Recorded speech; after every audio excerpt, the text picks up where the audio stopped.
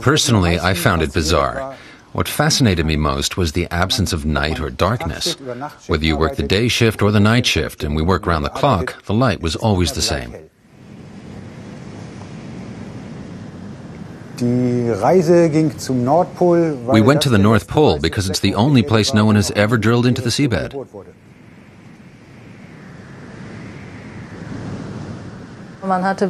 Before then, it was impossible to get a scientific drilling ship up there because of the ice cover.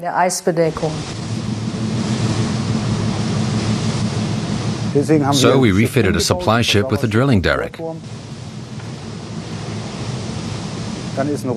Then a Russian nuclear-powered icebreaker was hired, and also a Swedish icebreaker to transport the scientists. In a convoy, the three ships made their way through the pack ice at the North Pole to the drilling station.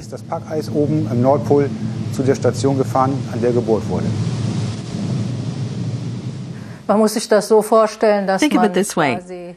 Basically, a sample is extracted from the ocean floor and then used to try and reconstruct the history of the ocean based on the sediments found there.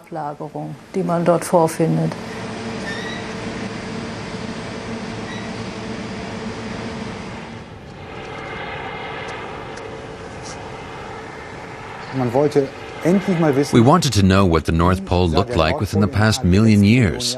When was there ice? When wasn't there ice? What was the environmental situation at the North Pole over millions of years? The point was an undersea ridge. It's called the Lomonosov Ridge, and it extends underwater from Siberia to the North Pole. We drilled our first hole down to a depth of nearly 500 meters.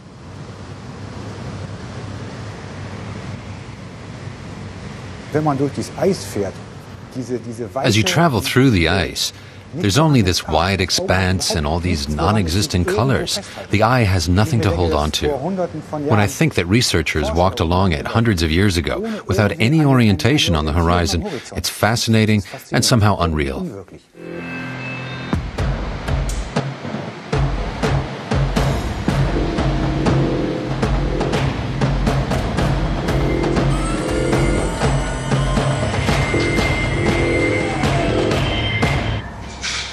The drilling cores are kept in cold storage at 4 degrees Celsius here in Bremen.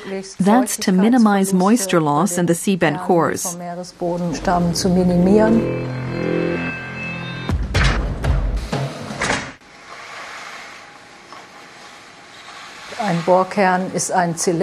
A drilling core is a cylinder that has been stamped out of the seafloor.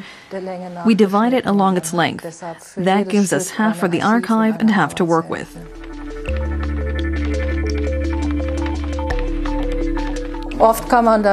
You can often spot the differences with the naked eye. You can see the lime sludge that's light beige colored, and then the sudden changeover to nougat colored sediments. Thanks to this drilling, we can look roughly 57 million years into the past. That's an enormous amount of scientific knowledge.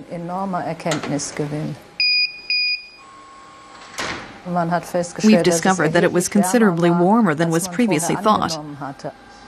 The temperature maximum we see at 55 million years ago is of major interest nowadays because to a certain extent there are analogies to present-day climate warming.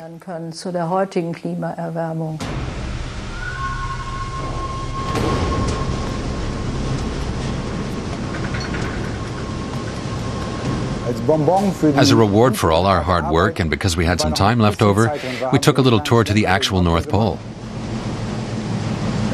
We moored the ships on the thick ice, put down the ramp, and went out on the ice.